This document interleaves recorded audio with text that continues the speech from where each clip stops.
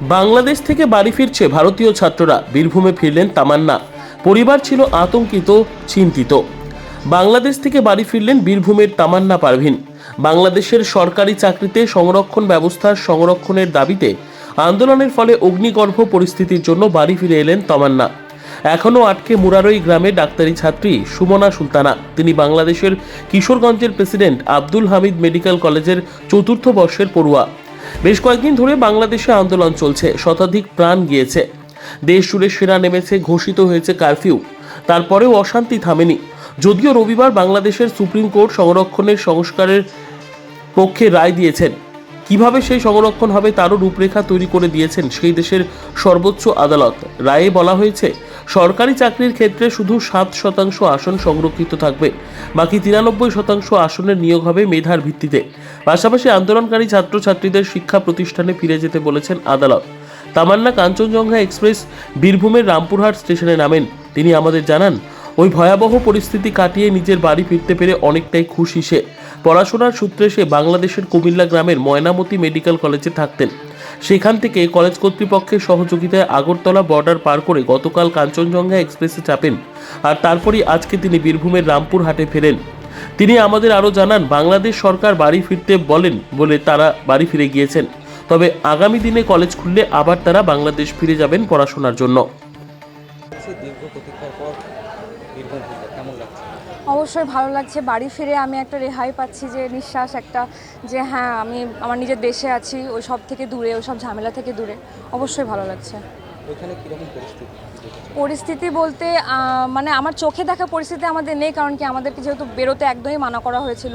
তো আমার কানে শোনার যদি পরিস্থিতি বলি, তাহলে মানে স্টুডেন্ট মানছে না, ওখানে ভারতীয় বা বিদেশি কিছু মানছে না। অ্যাটাক করার সময়তে ওরা কিছু শুনছে না, মানে দেখছে না যে ভারতীয় কি বিদেশ, মানে বাংলাদেশে যারা দেখছে না। আর অবশ্য আমাদের ইন্টার্ন ডক্টরও মারা গেছে ওখানে, মানে ফরেনার আর কি, ভারতীয়।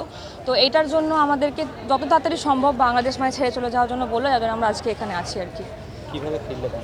আমরা ফিরলাম আগরতলা বর্ডার পার করে, আমাদেরকে ওখান থেকে কলেজ থেকে পুলিশ মোতায়েন করে পার করিয়ে, আর ত্রিপুরা গভর্নমেন্ট আমাদেরকে ব্যবস্থা করে দিয়েছিল থাকার জন্য আগরতলাতে। আর তারপরে আমরা গতকালকে সকালবেলায় আমরা এই ট্রেন ধরেছি কাঞ্চনজঙ্ঘা এক্সপ্রেস আর কি। আমি ওখানে MBBS করছি, ডাক্তারি পড়াশোনা করছি। আমার 3rd ইয়ার এখন।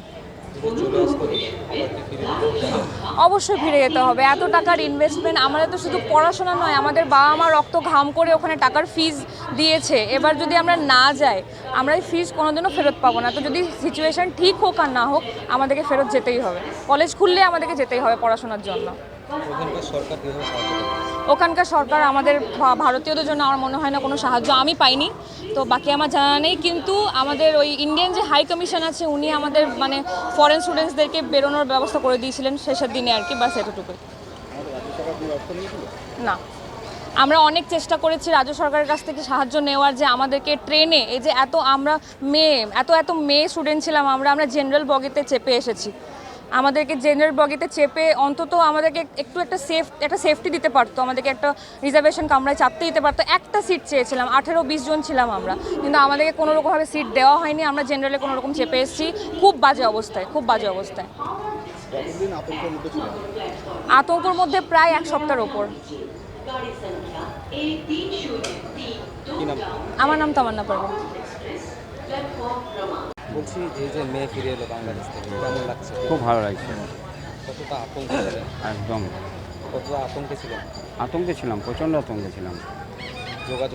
যোগাযোগ হয়েছিল মোটামুটি 3 দিন আগে থেকে। মানে নেটওয়ার্ক মানে আমাদের ওখানে তো সব বন্ধ করে দিয়েছে, কিন্তু আমাদের এখানে জিও সিম ছিল বলেই আগরতলা থেকে যোগাযোগ হচ্ছিল।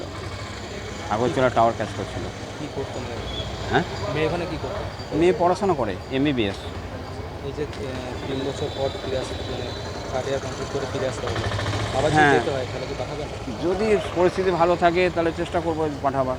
আর যদি সেরকম না হলে, আমরা যদি ভালো হয়, যদি এদিকে হয়ে যায় তাহলে খুব ভালো। আমরা পাঠাতে চাইছি না মেয়ে বলে, যদি এখানে হয়ে যায় তাহলে ওখানে পাঠাবো না। মেয়ের কাছে কী জানলেন, সরকার কীভাবে সাহায্য করেছে? ওখানে সরকার বলতে গেলে ওদিকে সরকার মানে প্রশাসন সাহায্য করেছে, ওদেরকে বর্ডার অবধি পৌঁছে দিয়েছে, কিন্তু কলেজ কর্তৃপক্ষ কোনো খোঁজ খবর রাখেনি। কলেজের কোনো প্রফেসর বা ডাক্তাররা কোনো খোঁজ, হসপিটাল বলতে একটা, কিন্তু ওরা এখানে কোনো খোঁজ খবর রাখেনি যে কেমন আছো, তোমরা কী করছো। 9 জন ছিল, পরে বাকি সব চলে গেছিলো। রাজ্য সরকার থেকে কোনো ব্যবস্থা নেওয়া রাজ্য সরকার থেকে এখন তো খোঁজ খবর নিচ্ছে, আমাদের পুলিশ তলব করছে, মেয়ে পৌঁছালো কিনা এসব। প্রশাসন লোক, কিন্তু রাজ্য হ্যাঁ, প্রশাসন, রাজ্য সরকার থেকে আমি এখনও কিছু হয়নি। যাই হোক, এই যে কেন্দ্র সরকার উদ্যোগ নিয়ে পাঠিয়েছে, হ্যাঁ, কেন্দ্র সরকার উদ্যোগ নিয়ে পাঠিয়েছে, যে রাজ্য সরকারও এখন করবে সেটা আমরা জানি না কি করবে। কেন্দ্র সরকার যে উদ্যোগ নিয়ে পাঠিয়েছে কি বলবেন? ভালো, ভালো বলবো, অবশ্যই ভালো। মেয়েকে তাহলে অবশ্যই মেয়েকে ঘরে থেকে কি বলবে? মেয়েকে যে ঘরে তুলে হ্যাঁ, অবশেষে যে মেয়ে নামলো, বীরভূমে ফিরলো কি বলবো? হ্যাঁ, হ্যাঁ, বীরভূমে ফিরলো। হ্যাঁ, কি নাম আপনার? হ্যাঁ, আমার নাম জাহির হোসেন। একটু